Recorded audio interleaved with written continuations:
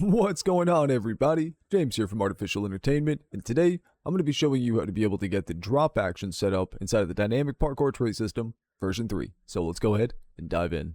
Alright, so to be able to set up drop actions, it's actually very simple, but the first thing is we're going to need to make sure we set up the actual animation selectors inside of our character. So we're going to start there first, just to be able to get kind of the basics out of the way. So navigate to the character blueprint, which for me is going to be the third person blueprint BP third person character. And then we're going to open up under interfaces, action events, and we're going to add in where it says the drop off area action. Now, once we add this in, all we need to do is grab a reference to our parkour system, which I have this one here I can duplicate. And then I'm going to pull off of it, type in anim selection, and then you'll see the drop off action anim selector right here. Now, for this particular type of action, I'm only going to use one value for our comparisons. But I'm going to pull off the compare value and just do a make array. And then for the index here, I'm going to grab the drop distance. So this is actually a value that's specific to drop actions, and it's going to give you the distance between the the last validated floor point and where it had found a target. Now, bear in mind, if it doesn't find a target, this distance is just going to be whatever you set the max trace distance to be, by the way, just so that way you know that. So that distance is defined inside of the settings here. So just to kind of recover real quick, we go into the selection table for the settings, DPTS settings selection table right here. Now, if we open this up here, floor validation settings, secondary settings, and then drop down search. So we got the max drop search is going to be 350. So that's our max distance. So just so that way you guys know when you're setting values, how things are going to be kind of linked together. So, but now that we have this call in, we just need to go and click on the Dynamic Parkour Tray System here, go into the System, Secondary Settings, Allowed Actions, and click on Drop Off Actions. This way we can make sure that it's going to allow this action type to take place. Perfect, so now we have the basics set up. Let's go ahead and get the actual animations together for the drops. So inside of my parkour folder here, I've got a new folder for drops, and I've got these two actions here that we're going to set up. A basic kind of just going off the edge, and then I also have this one here where it's going to jump. It's kind of like off the edge. And just to recap, as always, make sure your animations are made with root motion, and you have root motion enabled. So long as that is the case, we can take both of these, right-click, create the anim montage, and we'll move these into my montages folder. And we'll start setting up the warps, starting with the simple two-hand drop montage here. Alright, so what we're going to do is we're going to make sure to the enable auto blend out, uncheck that, and we'll add a couple notified tracks, just like how we've done with all the other action types. Now, the one thing to keep in mind is that in this instance, we are doing drop actions, which means that there has been a floor area that has been invalidated, so something like this area here. Now, if we were to actually walk over to this area, play from here, and I hit the spacebar, you can see that there's that blue sphere there. Now that's marking the drop start location. Now don't worry about this because it's because of the fact that we've given it the ability to do the action, but we haven't put anything in the value section. So we'll just go ahead and disable that until we do. But now if I go ahead and hit play, we won't get those same errors.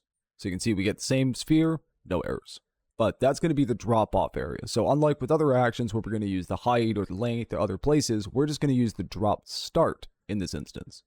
So if I go to here, go into the notifies, right click, add notified state, motion warp with offset, we're going to look at right around where he gets to that kind of drop start point, which I'd say would be right about there. We could probably go a little bit farther forward, but I think right there is at least a good starting spot. And then under the root motion modifier, the warp target name here is just going to be drop start. Making sure to uncheck ignore z-axes and warp rotation. And then we're going to go ahead and right click, add notify, and find a land target. Now, the trace start is going to be the drop start because we want it to start from the point that we're dropping off of. Now, as far as how far down you go and how far forward, well, realistically, this is something that you might want to change based off of the type of action it's going to be. So, for instance, this one doesn't seem like he's going to be dropping off very far away, but he's probably going to be going at least 100 units away from where he's going to start from. So what I'll do is I'll set the max land search to 350. The land forward position search I'll set to 120 minimum, maximum of 250. In this way, I can also set the forward offset to be 20 so it doesn't collide where we're starting from. In this way, it'll make it so that way we'll land a little further away from our target point. Now for the last one here, we're just going to go right click notify state, motion warp with offset, and I think right about here would be a good spot to be able to start moving to our land, and we'll go to right about here. and then right click add notify and reset parkour action. Just making sure that's at the end there, and we'll go ahead and just set the blend time to 0.2 real quick. Now on this offset here, what we're going to do is root motion modifier, set the warp target name to land, ignore z-axis and warp rotation uncheck. And we're also going to go up into the primary offsets, and we're going to take the up offset and raise it by about 5 units. As I had said with some of the other actions that go into the falling state rather than actual like on the ground, this just makes it so that way that transition from this to an actual movement mode is going to be a little smoother.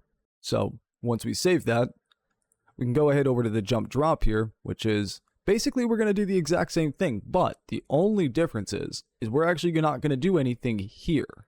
We're going to look for a land target right about here, add notify state motion warp with offset, and we're going to look for when he jumps and gets into the air, so maybe actually a little bit further back, and then we're going to go to right about here, add a couple more notify tracks. Because what we're going to do is if we right click add notify, find land target, instead of using the land or the drop start as a starting point for our animation, we're just going to let him jump off using that root motion in the beginning. So like this here, we're going to let him just use this. And then from here to here, we're going to make him go to a land target. So in this instance, we're just going and finding a land target and then going and using that in the offset. So very, very, very simple. So in the offsets here, forward offset of 20. The start target's going to be from the drop start location. And the max search Z distance we'll set to 350.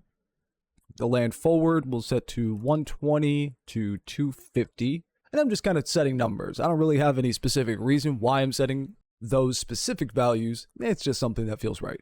But then under the root motion modifier here, we'll just make sure that the warp target name of land is set, ignore z-axis and warp rotation is unchecked. And then we're also just going to make sure that enable auto blend out is disabled as well. Then from here, add notify, reset parkour action, bam, set the blend time to 0.2. Okay, so there we go. Now we've set up another drop action where we're having it go to the edge, and then we're using the find land target about midway on the root motion of the action, and then telling it to go to that land target from here. So we'll save that. So now we have 2 drop actions that we've set up, and we can easily add these into our animation selector now. So we're going to go into the DPTS assets folder, selection tables, and we're going to open up under from ground state the DPTS drop off action selection table. Now if we maximize this, add a row, and then the action selection values here, we're going to add the 2 indexes for the 2 animations that we had just set up. The top one here, what we're going to do is we're going to set the compare value to be between, let's say 75, which is my minimum drop distance, and we'll say 350. And if that's the case, then I want it to do the kind of the safety drop, or the 2-hand drop, I'm sorry. However, if it's greater than that, or I'm sorry, if it's less than that, so let's say between 75 and 150, then I want it to do the jump drop instead. So in this case, in the larger drop areas, it's going to choose this animation. However, if it's a little shorter between the 75 and 150 value here, it'll choose the jump drop. So we go ahead and save that. And now we can go ahead and just click on play. And if we go over to this area here, which is going to probably, so that's going to be about 200 units, which is going to then do the longer set drop distance action. However, if I go to an area that's a little shorter, you can see he does the jump instead, where the jump is kind of using the root motion and then jumping down. So this is where you can define the distances different between the different animations and use that for it to be able to select varied types. And you can go as nuts as you want with this. And another thing to point out is that this actually, the drop actions, has the same listing of modifications as the vaults. So we can use sprinting, sidewalls, we can also set a secondary modification condition, as well as using the custom Boolean options. Now, again, these are going to be, as I had said in the other video, I'm going to be going over these in the actual action modifications video itself. But I just wanted to note that you can do these in both the vault mantle and the drop-off actions. Both of these do have these listing options. Now from here you can kind of just start playing around with different values and different animation setups, and again just using the drop-off as your starting point and then using a land target to be able to get to that point.